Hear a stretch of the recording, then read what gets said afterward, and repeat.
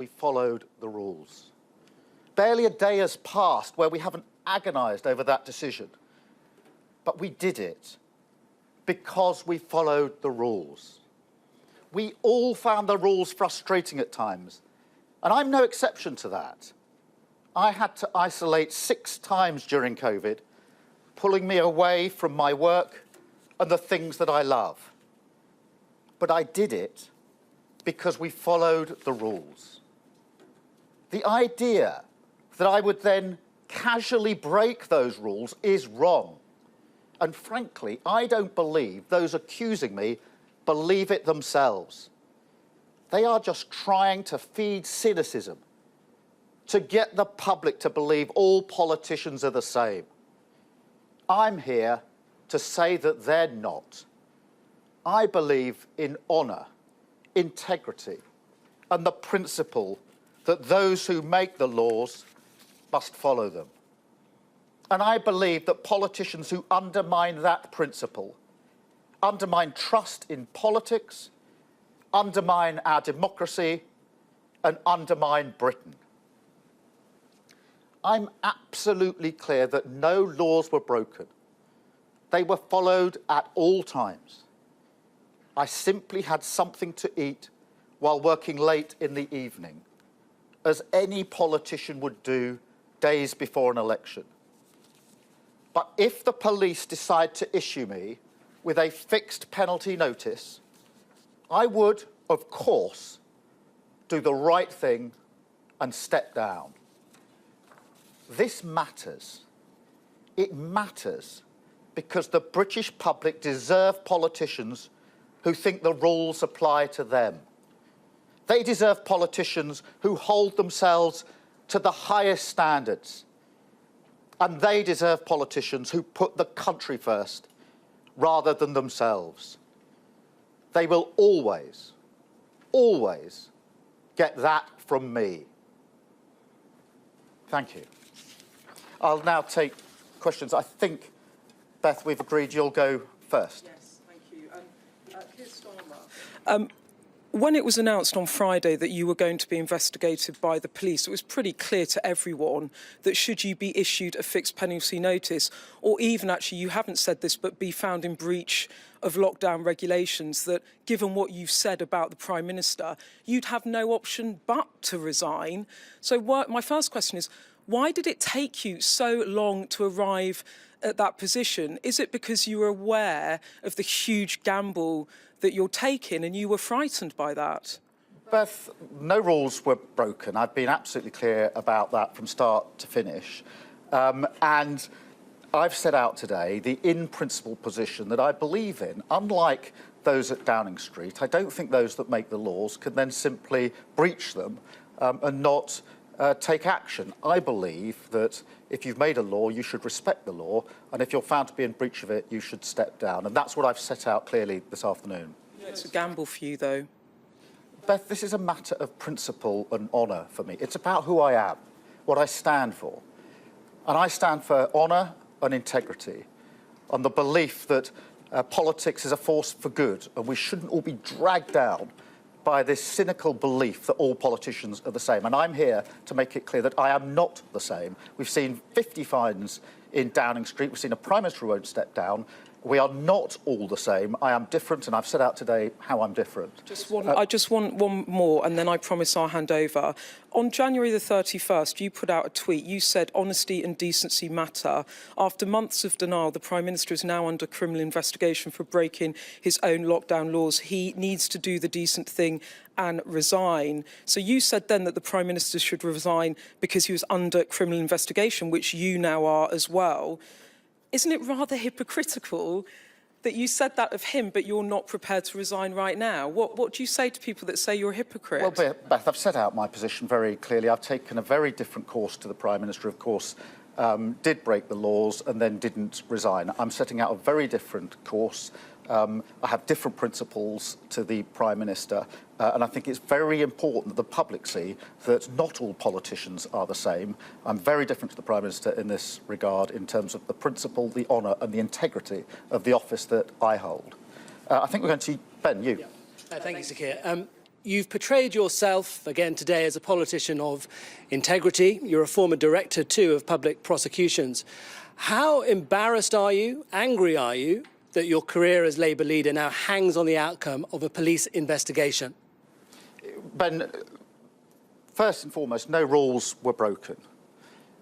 I don't actually believe that those that are accusing me believe rules were broken.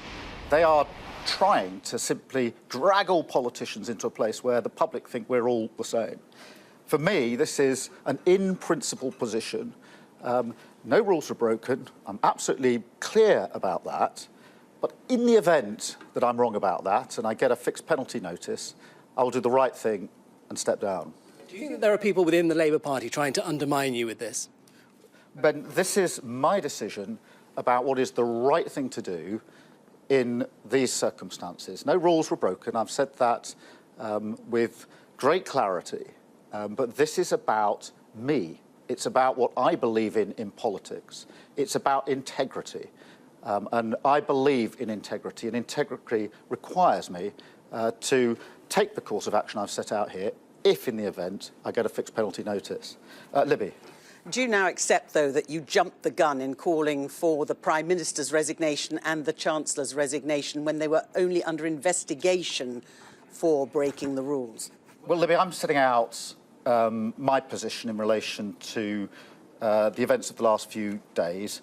The Prime Minister has chosen not to resign, notwithstanding that not only has he broken the law that he made, but 50 fines have been imposed in relation to the workplace that he is responsible for.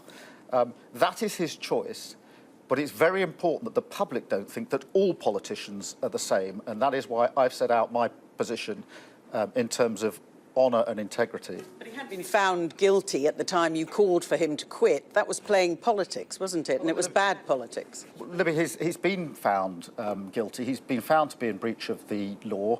I think over 50 fines now in relation to Downing Street, and the Prime Minister has not stepped down.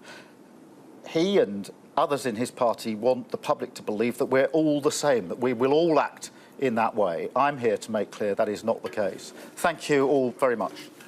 Keir Starmer, a quick question. If you have a fixed Sir Keir Starmer coming back? Is he coming back? Let's listen in. That's why I should ask you this. What happens then? Do you still resign, or does it have to be a fixed penalty notice? Well, Beth, the penalty... Firstly, I haven't done anything that breaks the rules. The penalty for a COVID breach is a fixed penalty notice. That's a matter of law, and I've set out what the position is in relation to that. Thank you very much. Our political editor, Beth Rigby, there wasn't going to let him get away that easily. So Keir Starmer there with that statement that if he is issued with a fixed penalty notice by Durham police, he will, as he put it, do the right thing and step down as Labour leader. In his statement, he said, the idea I would casually break the law is wrong. He wants to prove that not all politicians are the same. He said he believes in honour and integrity, and he believes that politicians who undermine that undermine democracy and Britain. This matters, he said. The public deserve politicians who know the rules, adhere to them, and leaders who put the country before themselves. Let's bring in our political correspondent, Rob Powell, who was watching that statement. And Rob, our political editor, Beth Rigby, was quite keen to talk to Sir Keir Starmer about the fact that he may not get a fixed penalty notice. However, he may be found by police to have breached COVID rules. And for those who remember the Barnard Castle incident and Dominic Cummings, that is a possibility.